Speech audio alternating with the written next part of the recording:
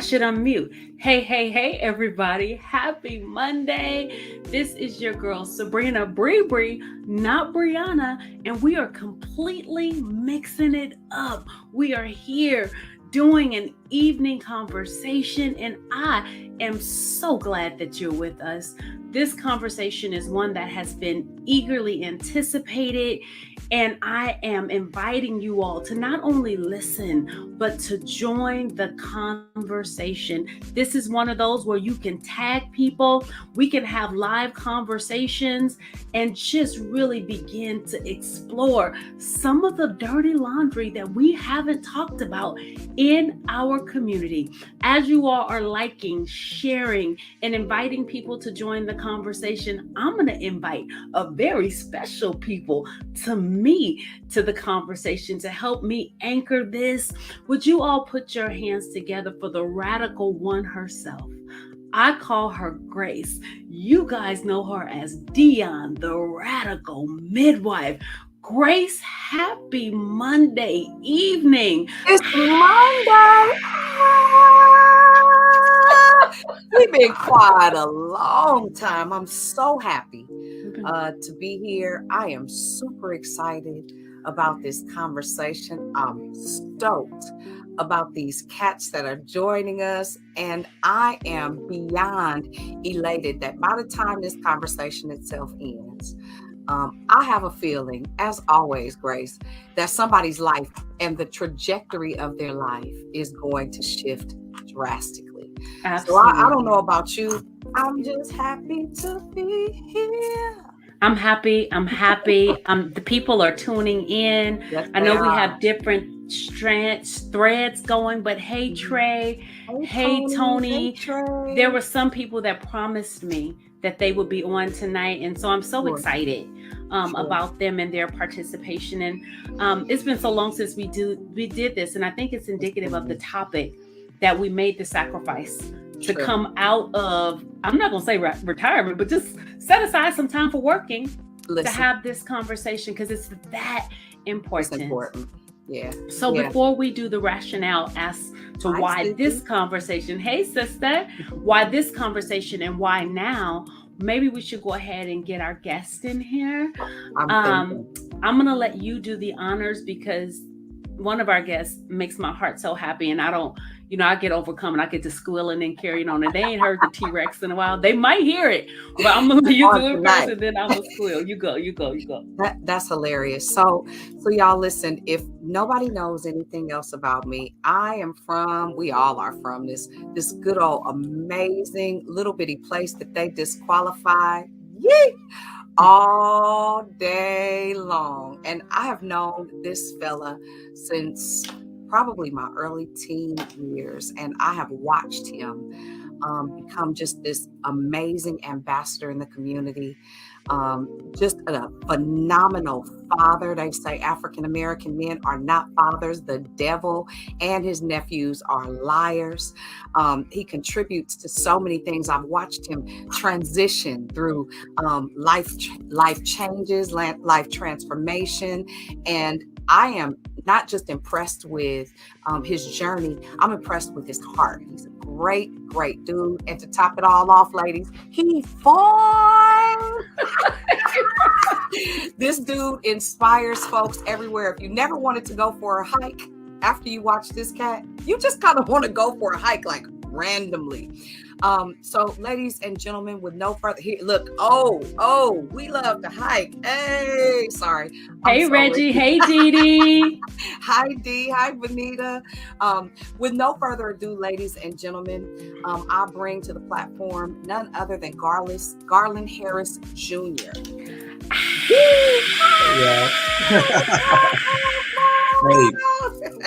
Hey, you was going back. I was back here going, brothers and sisters taking action. BSTA.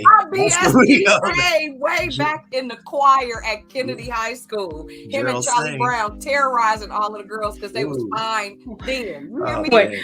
So listen, Trey said fine. Fine. Like he ain't just fine. He's fine. Like ultra fine. Yes. The bar must be low. Listen. So let me just get my dig in there. I said I wasn't going to T-Rex it, but I didn't, I'm a little younger than them. Praise the Lord, everybody. Praise So I the didn't Lord, get to go everybody. to school with them. But one of the things that endeared my heart to Garland is when I was in the roughest time of my life, he stepped up to be a brother to me. He was one of those that will inbox, sis, you good? Sis, you need anything? And one of the things that, I don't know if I've ever said this to you, some people will text you, but Garland was like, call me. I want to hear your voice. I want to know that you're okay. And so if I've never appreciated you for that, you are my brother. I will scratch a girl's eye out over you. We still Richmond. We love Listen, Jesus. listen, she better have some good mental health on her. That's all I'm saying, because I'm coming for hear her. a person's voice, because you got to know the context and make sure that they really are right. Yes. And so a lot of times we don't take the time to do that, and you do that. And so I honor you for that today. Thank you. Very good. I just want to give a holler out to Sean. Hey, Sean Pryor. Listen, we all around that Laurel Park area, honey. Miss Barbara, Miss B, all the way in Texas, and my brother Reginald Mitchell. That's my brother, y'all. Reg. Yeah, he'll fight a tree trunk about y'all, and he'll drag me up a foreign hill for a very long time until I get really frustrated. He don't care if your feet hurt? No. He don't care if your feet hurt? No, with his ugly boots. Anyway. But I love my brother. Nevertheless, I'm super excited. I'll hand it back to you. Hi, Deidre. Deidre Alexander. Look, we go way back. All right. Well, come on, real Richmond in the house. This is a reunion. Real Richmond in the house. Bet. As you all continue to come in and tap in, so we can shout you out, and so you can join this conversation. Hey, Roz. This conversation came about because a couple weeks ago, like so many of us, it's happened time and time again. Dion and I had an experience simultaneously, but we didn't know we were both having it. Signed into Facebook and saw rest in peace for somebody who I was absolutely convinced was gone too soon. And as I sat with that and I shared tears over that, Dion and I just happened to connect that day and talk, and we both had the same sentiment. I'm sick of it.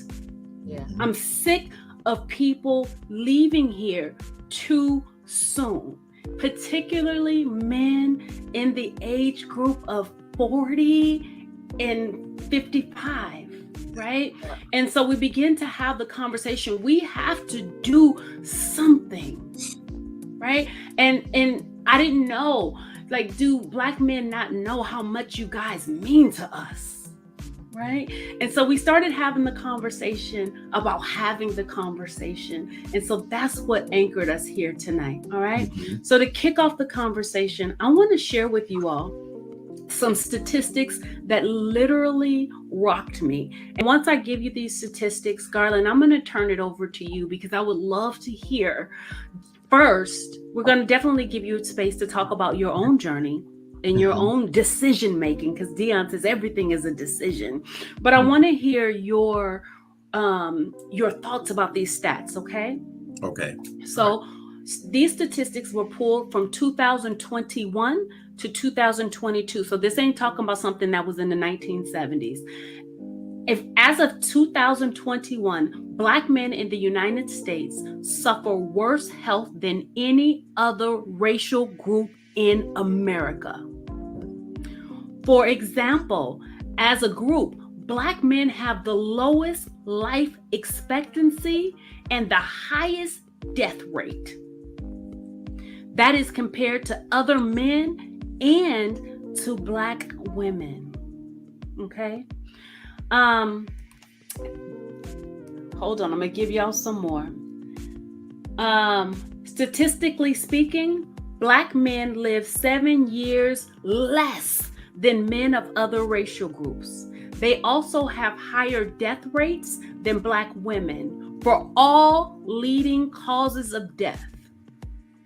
Black men have a higher incidence of a higher rate of death from oral cancer, and hold on to your seats, they have a much higher risk of developing HIV/AIDS in their lifetime. Other health statistics, and I'm going to hang my hat on this. 44% of Black men are considered overweight. 37.5% of Black men are considered to be obese. Black men suffer more preventable oral diseases that are treatable. Black men have a higher incidence of diabetes and prostate cancer. Black men have a high suicide rate. It is the leading cause of death in Black men ages 15 to 24 years old that don't die by homicide. Okay? Just with that, I'll stop there. I have some more stats, but Garland, what are your thoughts? I think a lot of that is self-inflicted, and it's due to a lot of ignorance. We like to say things that run in our family. We don't run in our families. We don't run. We don't exercise as a family. Like, when we consider, everything in the Black community is kind of based around food. It is. How about basing it around earning that meal? And that's where I had to get my head to where, okay, yeah, I want to eat, but what I'm going to do to earn that meal? What I'm going to do earlier in the day? And then how am I going to eat once I actually sit down? Because it's just, we just base everything around food. The Black community. Oh, come over, let's eat. Come over, let's play cards and eat. It's never let's go take a walk, or, when we in the shop, we in the barber shop, y'all in the beauty shop, we never sitting up talking about what is the conversation at as far as did we run today, getting your heart rate up. That's like the information that you guys are trying to do here. These are things that we should be sharing all the time, because those stats freak me out. Like, that's scary. But I have to say, having my girls, I love my girls more than I love myself. So being a father, I got a 23 and a 15-year-old. So I want to see my grandkids, or at least watch them grow up. And then, it's just so many reasons that are bigger than you. It's totally selfish to become a parent or a husband or wife and let yourself go. Give your best you to that person. Mm-hmm. You should do it for that. If you don't care, give that person your best you. Whoa, what? You can't beat that. Getting married and just saying, oh, to heck with it. I got me a man now, or I got me a woman now. Right. I can relax. Nah, that's when you need to put your foot on the gas, and y'all need to, okay, now you got a best friend that you can eat with and do this and that. You can exercise with too.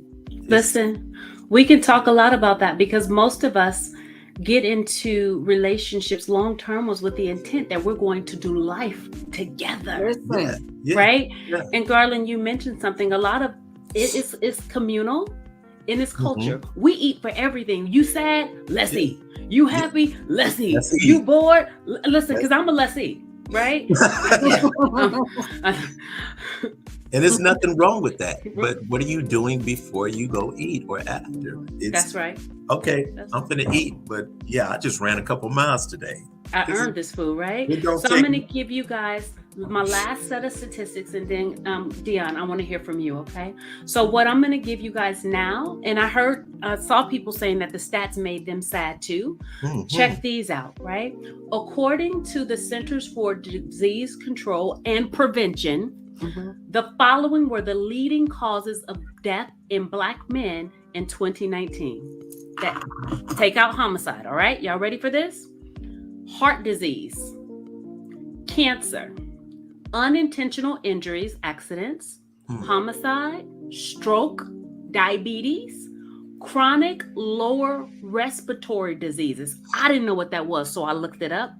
Chronic obstruction of pulmonary disease, COPD, chronic bronchitis, emphysema, and asthma. Mm-hmm. Kidney disease, sepsis, and rounding out the 10, hypertension, which is another word for high blood pressure. In 2019, these were the 10 leading causes of why men left their families too soon. Dion, what do you think about that? Well, I want to do this really quick before I tackle the stats. I want to say, hey, Vasil. Hey, I'm Jayla. Hey, Coffee. Thank you for your contributions and Coffee. I hear you with the systematic processes and all of that. But I want to talk about these stats, and I think if you've ever been in a position where you were a caregiver of any sort, be it a grandparent, be it your parent. For me, it was my child.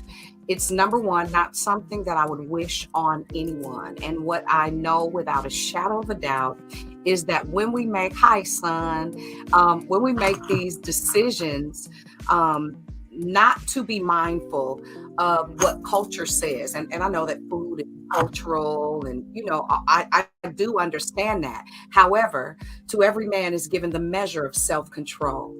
We all have responsibilities to become aware.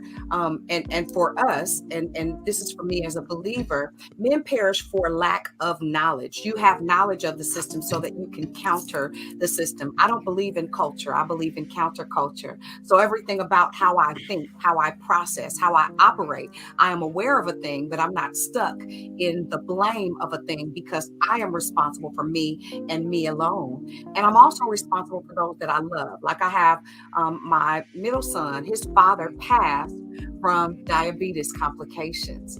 And so I'm always consistently on his head about his diet. I'm consistently on him about, okay, did you run this week? Have you exercised at all?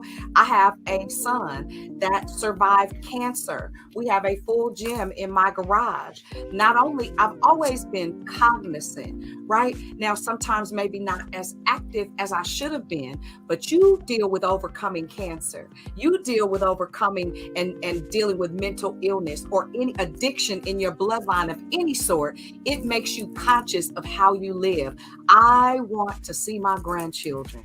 It is important to me that I'm here to pray for them and to lay hands on them. It means something to me for me to be able to teach them what it looks like to be mindful of their health. And so as a single woman, as a 50-year-old single woman, I don't mean no harm, but I'm saved, sanctified, and filled and abstinent at the same time, right? I practice it. And so when I get married, I don't want to look in your medicine cabinet and find metformin. I don't want to look in your medicine cabinet and find high blood pressure pills, because we're going to have a problem. I need some retribution retroactively for this walk. And I'm dead serious. Yeah. And that's something, that's an aspect of it, of this conversation, because not only are we dealing with men leaving their communities too soon, and not just your family, but your community too soon, right? And we need you, but there's impacts that are far reaching, for those of us that are still single and dating. Hey girl, hey, I'm looking for a relationship. I don't want to sign up to be a caregiver. Now, if something happens along the way and God determines that that's a lot, that we have to deal with illness, that's one thing. That's one thing. But to go into it being a caregiver, right. Let me ask you ladies a question. Okay, if a man said, if a man wanted to take you on a date, and the first date was a hiking date or something just a little, because he's checking you out. He want to make sure that you about that life too. Because if he's watching this, he's gonna be like, okay, she want a man in shape. I think I'm the man. So if he approaches you and asks you for something like that, how receptive would you guys be to something like that? That's dope. Yeah, because that's me on a date. Like I'm sweatpants. I'm like, let me see what you working with as far as, can you climb this hill? What we doing? So I think honestly, like Dion said, that's dope. She hikes with Reggie. I ain't never hiked with Reggie, right? I've threatened to hike with Reggie. So I would go, but listen, I'm an up the street person. I'm not an up the hill person. Okay. But I will go, right? Yeah. But Garland, before we talk about that, can you talk a little bit about your first date, tea, and a hike? I could do that. I need snacks too, though. But can you talk about your transition, like your journey? Because like we see you now canoeing and walking and running up the ramp. Well, Nichols Park. Talk about how you got there. okay. A while ago, I found out I had high blood pressure. Now, high blood pressure doesn't tell you you got it. I was getting headaches a lot, and this is really, they call it the silent killer for a reason. I was getting headaches really bad. I was going through a custody battle. This was years ago, and the stress of it had my head about to explode to the point where any type of light, I started work at 6:30 in the morning. By the time I got to work, I would have taken like 4 Excedrin, Well, and I had a Class A license at the time, so they did the physical. Every now and then they brought somebody in to give us a physical. Turn out I was on borderline stroke. wow. I was ready to. They sent me home. They was like, "You need to go to the hospital now." Well, So Wow. fast forward to, I started doing what I had to do. And there is no. People say they don't have money for trainers and stuff. Get you a trainer, because you either gonna have money for a trainer or you're gonna have money for something. A trainer is if you can't do it yourself, a trainer will hold you accountable. Just, you need somebody to do it for you. Let them do it. It was the best money I ever spent, getting a trainer, getting my health. And then I was able to, like with my hiking, I was like, okay, if I'm in this type of shape, then it needs to translate to something else. I need to be able to, like, can I hike? So I joined a couple hiking groups. Oh, that was so much fun. And then one of the ladies in my hiking group, she did outrigger canoeing, and she invited me there. And after that, I was in love. Like that right there, that is like the ultimate. I mean, you literally die and come back to life over and over again. And I mean, and there are so many people, it humbles you. I get in a boat with a bunch of women and they kick my ass. I mean, but pineapples. But this is my journey. I go from, teetering on disaster to working out, getting my body right, to, okay, what can I do with this body I got?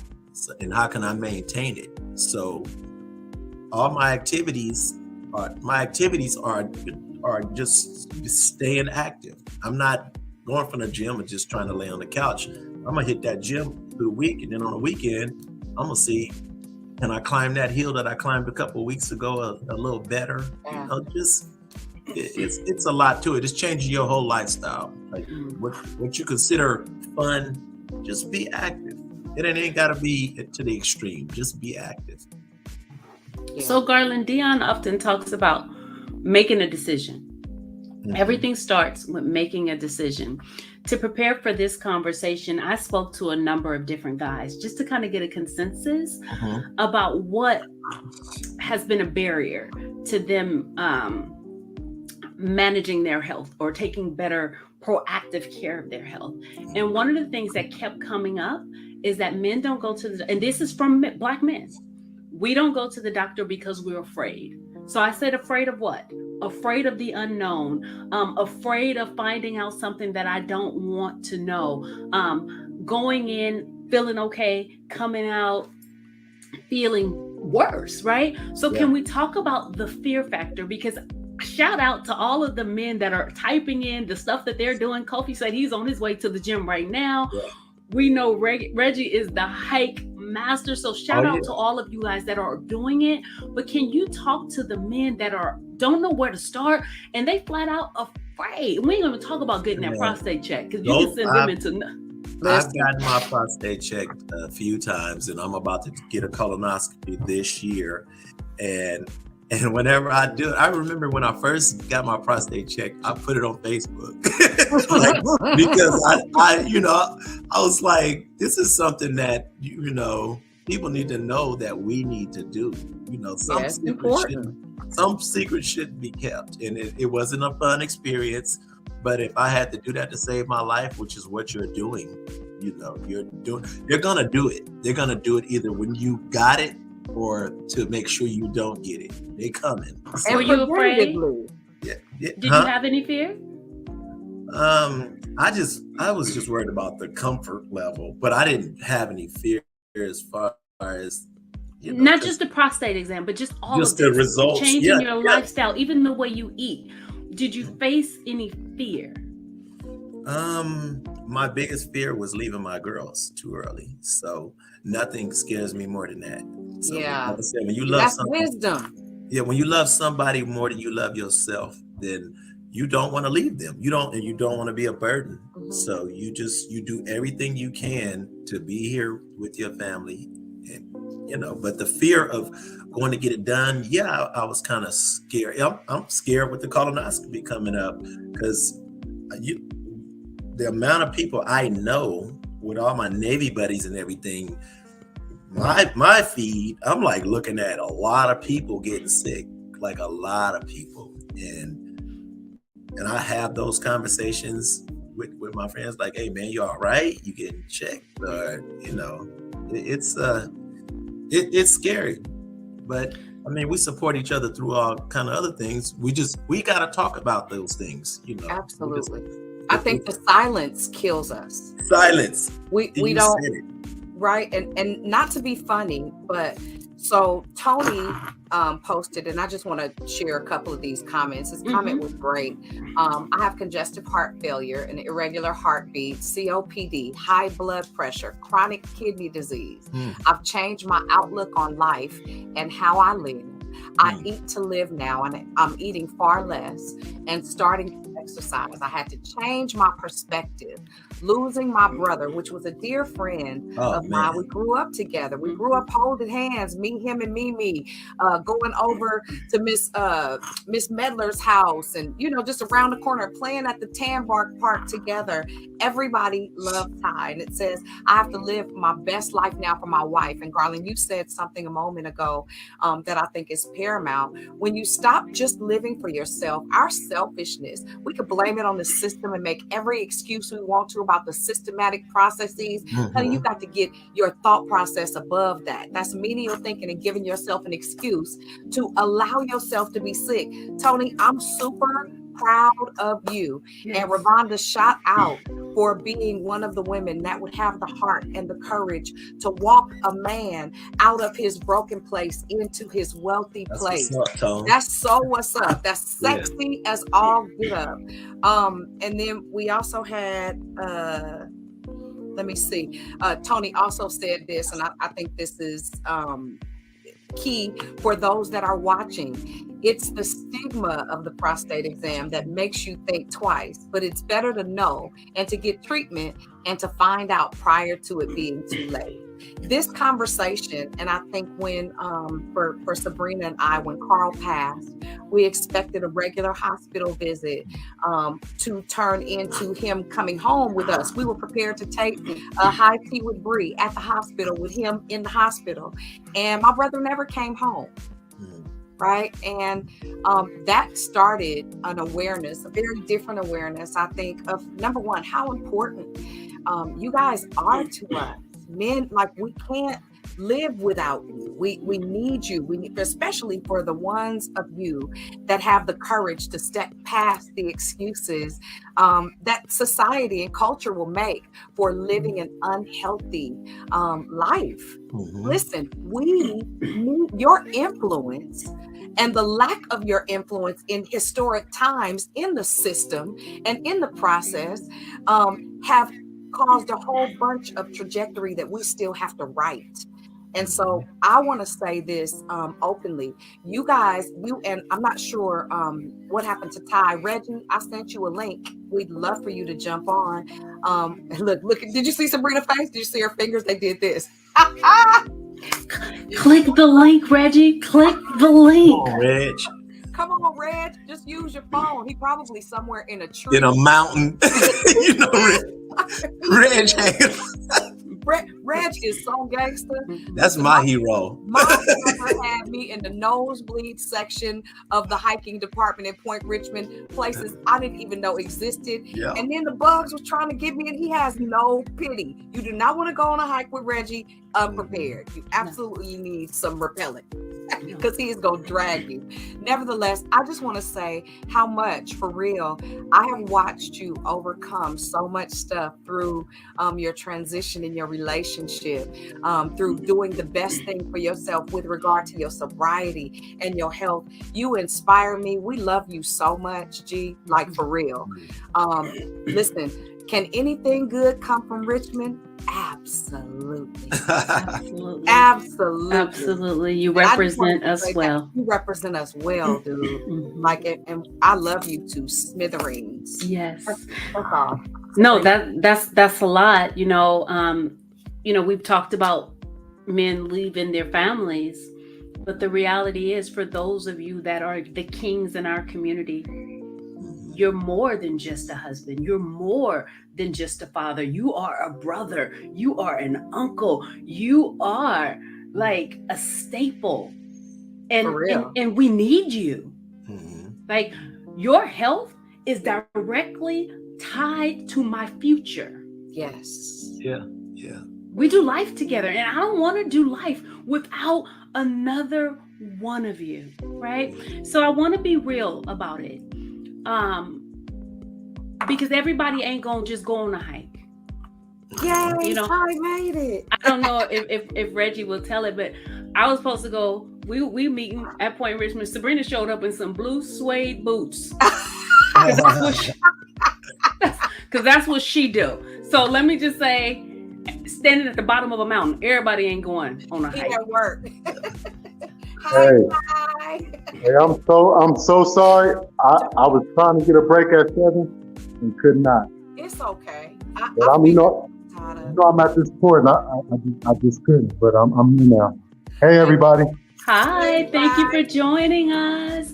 So I was just about to ask Garland, can you give us some intermediate steps? Like, what if somebody is not at the point where I can just exercise full out yet? I don't have a gym membership. Can we talk about even just changing the way we eat? Dion mentioned your sobriety. Like, I've watched you post pictures of stuff that I'm like, okay. Well, and I know it has 0 calories in it. So can you talk about just every year diet? A diet is like 80% of it. So, but every year, I don't even lie to myself and set myself up for failure. Every year, right after the Super Bowl, because I know it's going down. My birthday in January, the Super Bowl right after the Super Bowl, I just stop drinking. I do like 90 days, no alcohol. And then I ramp up my workouts. I ramp up everything I do. I don't want to be counterproductive.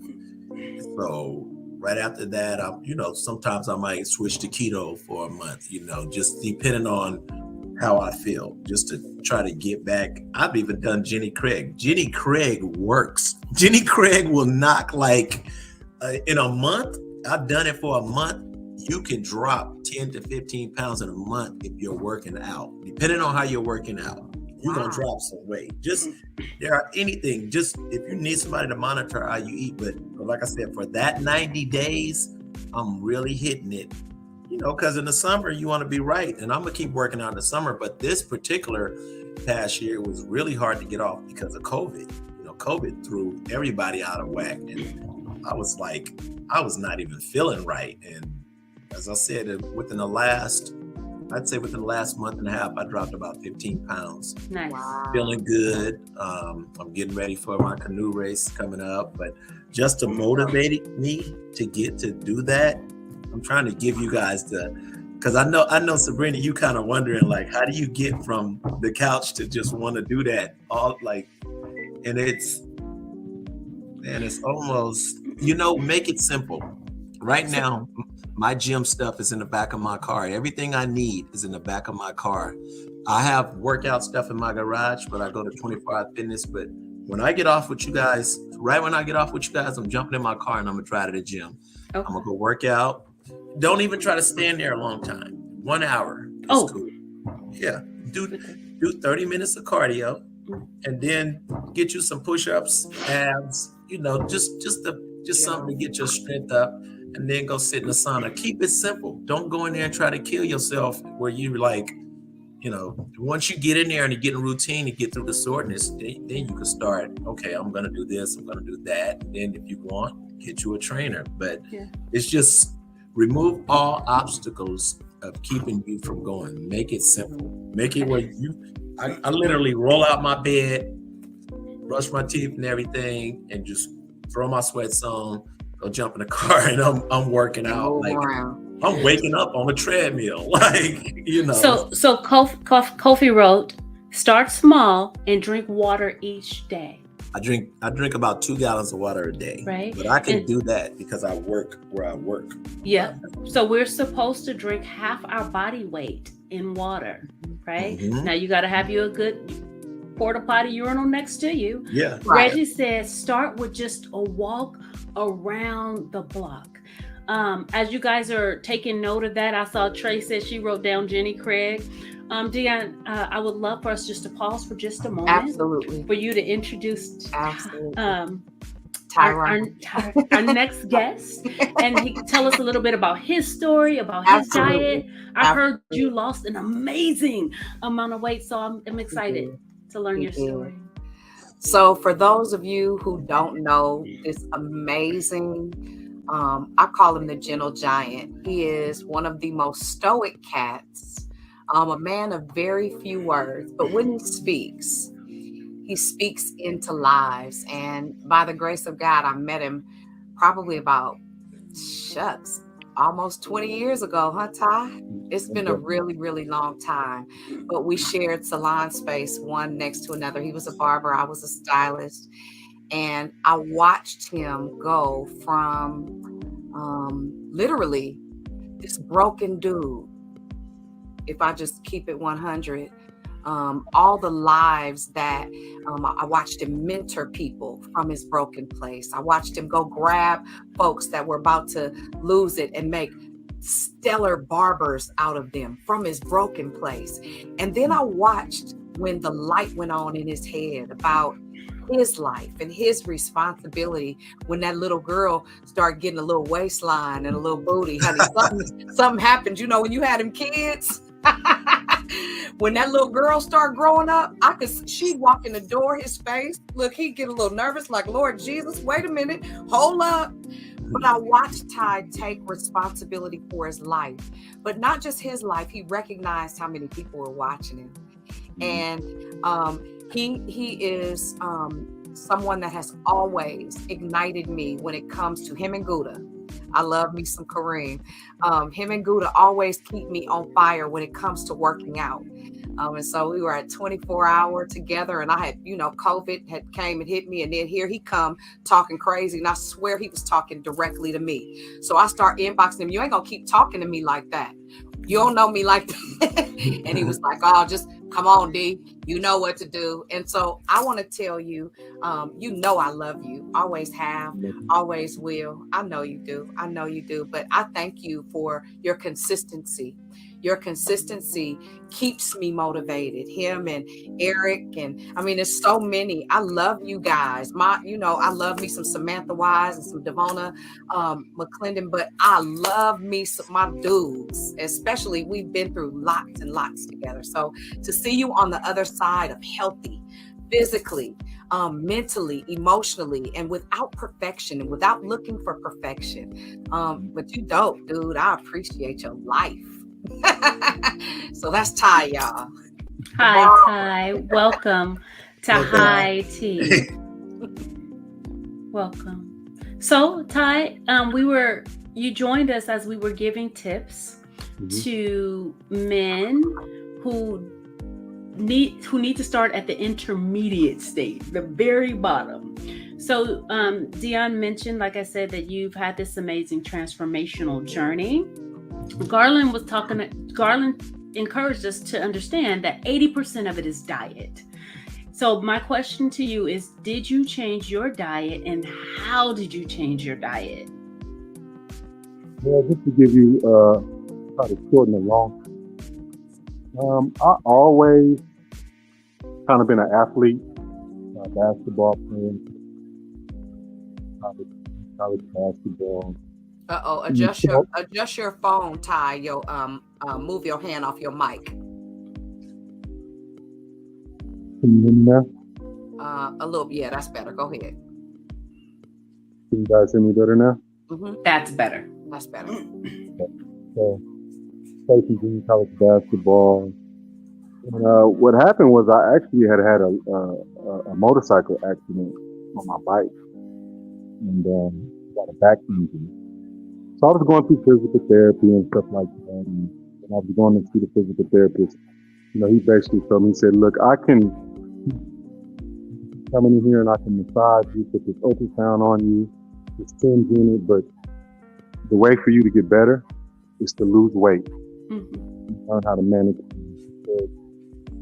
Your excessive weight is just bearing down on all your weight-bearing joints, and you only feel better while you're here with me. But after you leave, the pain is going to persist.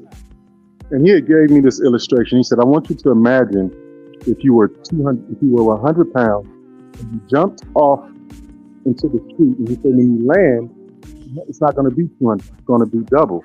And he said, so that's what's happening as you walk. Wow. You're fighting gravity each day, and you got all this excessive weight on all your weight-bearing joints, your back, your knees, and stuff like that. And so typically, that's why people who are overweight have all of these existing joint problems. It just really resonated with me.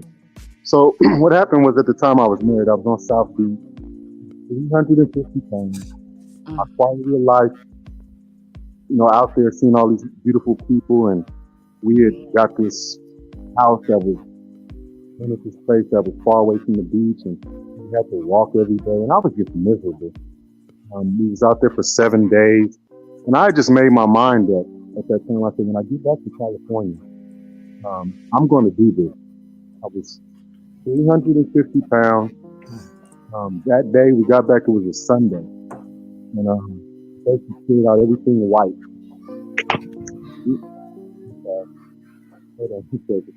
Lost you. So for those of you that may be having challenges hearing him while he's adjusting, he said he was 350 I'm going to show you guys a picture. I found one. Hold on 1 second. Okay, we can hear you now. I was 300. I don't know if you got that transformation picture you can get off my... I grabbed it. There it is right here. Wow. Man, you leaned out for real. Leaned out for real. You hear me? Yeah. Like mad leaned out. So I'm 350 pounds.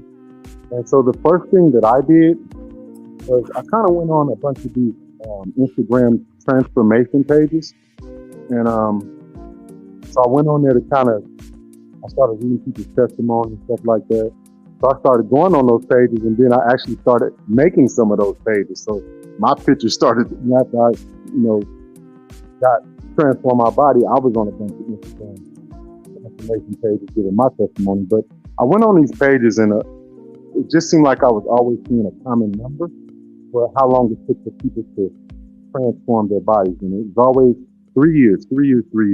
So I told myself, okay, it's going to take me about 3 years. So I started off by just saying, you know what, no carbohydrates. It was easy for me to say no flour, no sugar. I didn't do any milk, any dairy, any potatoes, stuff like that. Then I put a calendar on my wall. And I started off just going in the gym and doing the things that I could do. 30 minutes cardio. I started off doing 30 minutes cardio, and 2 weights, 2 muscles a day. So it would be back and try. It would be back, thigh, chest, try, shoulders, legs. But I was working out, 5 days a week. And so I would write my weight down every single day. And I mean, literally, I was losing 2 pounds a day. Every single day. 2 pounds. I mean, it was 348 my first day. 346. And it was just going down.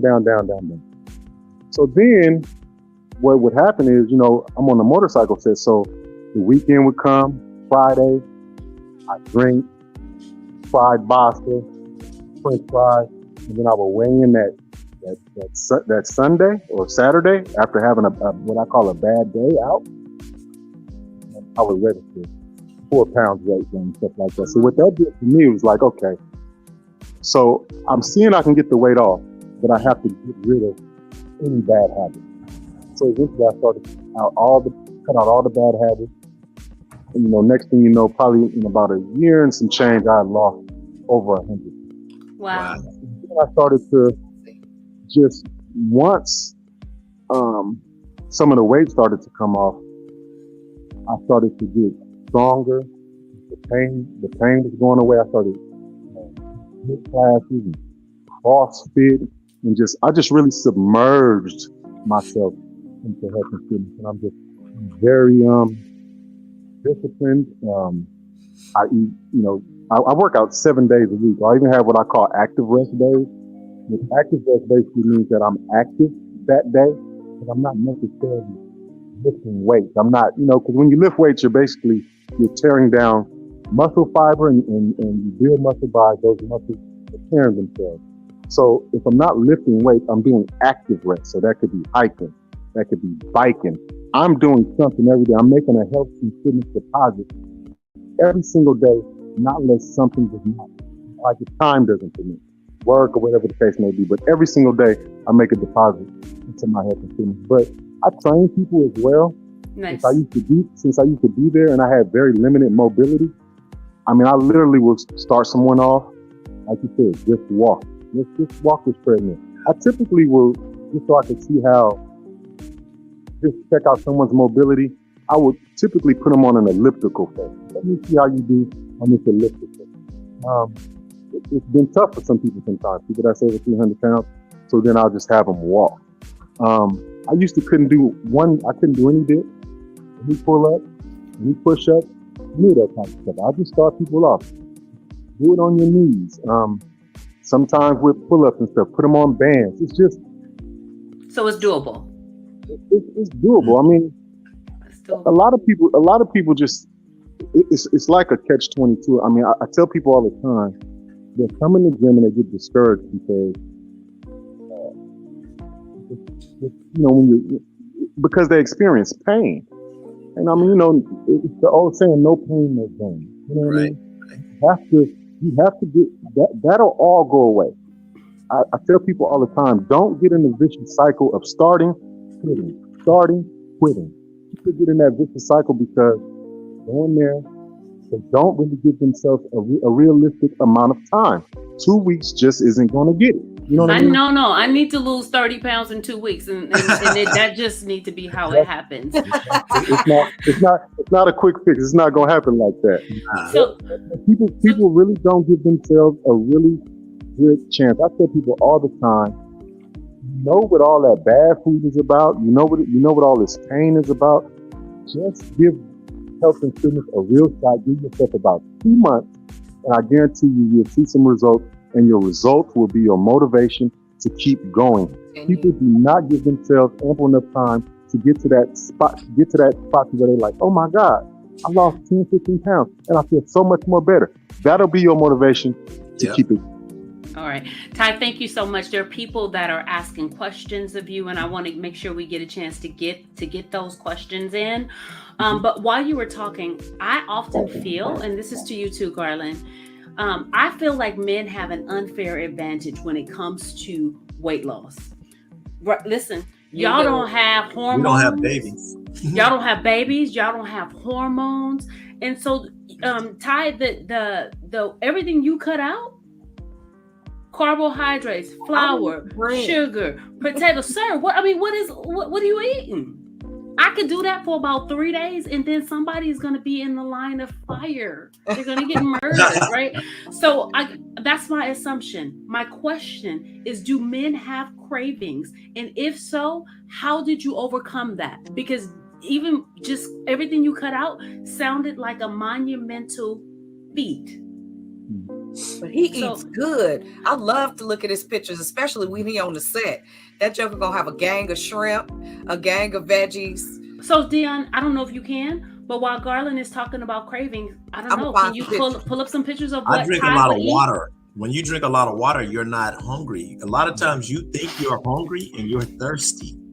So I'll eat throughout the day, but from 7 to 7, I'm fasting. But since I work like 1:30 in the afternoon till 11:30 at night, I'll drink like 2 gallons of water a day, and I'll shut it down around 9:30, 10 o'clock at night, so I can actually go to sleep and not go to the bathroom. But a lot of water, because you don't have cravings when you're full. Okay. So that's what I did. That's what I do. It's water that fills me up. What you do, Ty? I just know how to make healthy food taste good. And I mean, honestly, I don't hardly drink any water at all. I don't like water. I typically only drink water when I work out. But I mean, just like today, I mean, just an example of what I ate today. I mean, I started work today at around 7. I had a whole wheat sandwich, turkey sandwich with guacamole and mustard. Mm-hmm. I had a small amount of steak and green beans, and I actually got my dinner in my hand right now. Green beans and shrimp. And the only snack that I had was some tangerines. That was it for the day. I mean, that's it's no carbs at all. And I mean, these green beans that I'm eating taste really good. I mean, I saute everything in either olive oil or grapeseed oil. Oh yeah, I use smoked paprika, garlic powder, onion powder. I only use one salt, so it could be a seasoning salt or onion salt. I only use one salt, but everything else is going to be a powder. Garlic powder, onion powder. I use onions. I use peppers and stuff like that. Let me ask a quick question, Ty, because I grabbed all of this stuff off your page. He always posts really, really good food. So now, is this cauliflower rice or is it brown rice, or this was chicken, broccoli, shrimp, and rice, it looks like? Yeah, so, probably brown rice. Brown rice. Okay. So Reggie says that he eats sweet fruits for his cravings. He eats sweet fruits. Garland, you're snacking on something right now. You just popped something. What was that? I got Brussels sprouts and broccoli. So sauteed. So sauteed Brussels sprouts and broccoli, and I had chicken breast. That's what I had the same thing for lunch as I had for dinner. Chicken breast. Ooh, yeah, that's that basically looks amazing. I made a big pan of that. Okay. So I'll eat that because I don't have the patience to cook. So I'll make a big pan of that and just eat that at work for lunch and dinner. You know, I'll have as many vegetables as I want with one chicken breast. Yeah, that's how I feel. Right. So Kofi says, I would advise getting a workout partner because they hold you accountable. And Ty, that was one of the questions that somebody posted in the chat. They wanted to know, where do you train people? And I'm going to go ahead and ask, are you taking on new clients? No, I don't. I mean, I don't train people in that way. Like, I'll have I'm a barber. So I've had teams who are struggling to get over the hump. So I will I'm a huge advocate of being self-motivated and getting the help that you need. Kind of keep the car, I'll get you going, but you gotta keep going. Paid trainers are great, but you have to be careful with them sometimes because that's how they make money. So sometimes, and I know a lot of paid trainers, and sometimes, they're taking their money. They don't really have that. I don't know. Like I said, I can't really. All trainers. Everybody ain't the same. And you got to do what works best. Like I said, I'm a huge advocate of you got to get to the point where you're self-motivated. You have a workout partner. They fall off. You fall off. You fall off. Exactly. Fall off with me. When I first started, I was getting in the gym with people. I had limited time. I was on time. They either didn't show or they came late and they just threw my thing off. I'm literally in the gym every morning with, like you said, with Rita, with Kareem, with my partner Tommy. We all best friends and we don't mess with each other. They over there doing what they do. I'm doing what I do. We do get it in together every now and again. We just look at it as a bonus. But I do not plan to work out with anyone. I'm self-motivated. I go in there, I get it in. And those are the people continue to be consistent. Those who can find some way to be self-motivated, and just get up every day and do it. Like I said, the way that you get there, getting those results. I mean, I used to be 350 pounds. I weighed in yesterday at 235. When I tell you, prior to at 350, everything hurt. Neck, back, knees, bottom of my feet. I mean, everything hurt. Quality of life is horrible. And when you feel better, when you have more energy, that is what's going to keep you going. People do not give themselves a fair shot to that point. You have to feel that in order to keep it going. Yeah. So thank you. There's so many aspects to this conversation that we have not been able to touch on.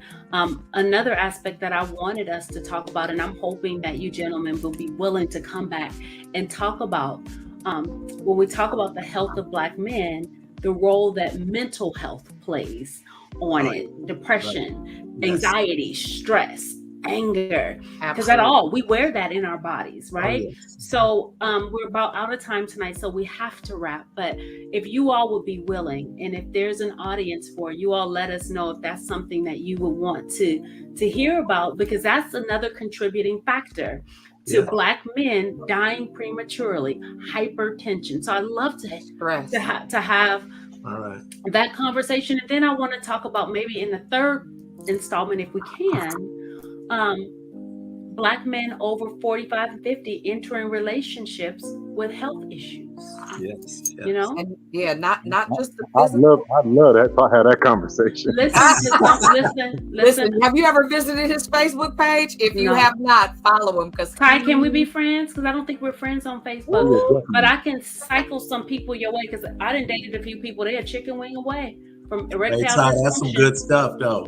That's some good stuff. I enjoyed listening to him. Okay, absolutely. Right. So will you guys come back and have this conversation? Please, definitely.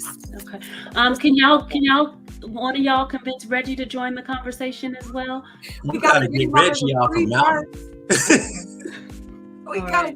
We gotta get my brother off the tree, because he's somewhere in somebody's tree. I swear, look, I can't stand him. He is so annoying. I'm telling you, he's in a tree this minute. So then we have a plan. I'm going to turn it over to Dion for our last words and last reflections and last comments, but I appreciate you all for your contribution to this conversation. It's been amazing. I know that we barely scratched the surface of what we could talk about, how we could talk about it, and what it looks like for a woman to love a man enough to walk with him through the process of getting well. Honestly, some of us, and I want to say this because I've watched it happen. Some of us have lost relationships due to not living a healthy life. Some of us have lost relationships not willing to do the work so that everybody's healthy, so that it's not just one person or the other, but that we are collectively spending time loving one another enough to heal in the area of how we look at food, in the area of how we look at living and what that means, not just for me, but for us, right? And so I really want to talk about that as a Black woman. How can we support you with making those healthy lifestyle choices? How can we support you in serving you in such a way that we are not just feeding what we think we need, but we are feeding your emotional health. We are feeding your mental health. We are encouraging you to continue your health and fitness journey, and we have the courage to do it with you. Listen, I can't wait to get a good, saved, sanctified, Holy Ghost filled, tongue talking, praying, prophesying, I'm just kidding. With a strong back, Jesus. With a strong back. Do you understand? And I'm going to the gym with him. Because I know how we show up when we're thirsty. I know what thirsty girls at the gym look like. So mine will have some company. I don't know about nobody else, but mine, I'm going with mine. And I'm not, however long we got to be at the gym, I'm going to be right through that thing. Nevertheless, say it again, Ty. I know that's right. I mean that thing. I watches them. Ultras. Anyway, I'm excited about what this is going to produce. I'm excited about even just really creating a safe place to talk about the fact that, listen, you can do it. I know some folks that have had surgery to lose weight. Listen, kudos. I ain't mad. Whatever it takes. Whatever it takes. Whatever I it ain't takes. mad at you. We just need you. We want you to live. Yes. We want you to live, and we want you to live long enough for some of the things that have systematically been put in place for us not to love you well, to be restored. Listen, there are some of us, it matters. We do care. We are willing to do the work. We are willing to walk with you through the process. And so, listen, for those of you that are watching, I'm hopeful that this conversation encouraged you. If you have a son, listen, mommy, single moms, I know you work a lot of hours. Don't be feeding your children death trap food, please, right? Be cognizant and aware. If we start training a child up in the way in which he should go, when he grows old, he will not depart from it. That's the word of God. Take a little minute, cook a little something for that boy, that young lady. You know, for real, it matters. I promise. I wish somebody had just said that to me like that. I don't want my son to grow up and be fighting hypertension, diverticulosis, diabetes, congestive heart failure, insomnia, PTSD, anxiety, depression, all of that, and food contributes to it, and not living a healthy life makes it even worse. Sabrina, you close us out. So again, thank you all for being here, Ty. It sounds like you can expect some Facebook friend requests. They on your line. They on your line. Hey, Ty, they on your head. One of which will be from me. So if you only have room for one, listen. I call dibs. But as contributors to this conversation, my hope and my prayer is that you all spoke into some men who listened to this conversation, and that you gave them hope that not only can they do it, but there are men that are willing to champion them and push. That was one of the things that I heard. I heard Ty say, I'm not a trainer, but I'll motivate you, right? Because it's about the self-motivation. I think, Garland, one of the most important things you said tonight was that you loved your children more than you loved yourself. And so you decided to live. And that's the bottom line. We want you to live. I want you to live so that I can see your dreams come true. Because when your dreams come true, our children as a community are just better. Yeah. So I end this with saying, Black men, we need you. We love you, and we want to see you thrive. So until next time, on behalf of myself, Bree, not Brianna, and the radical one, and the kings that have occupied this space, Garland and Ty, thank you. We'll see you guys again next time. Bye, guys. Thank you. Thank you.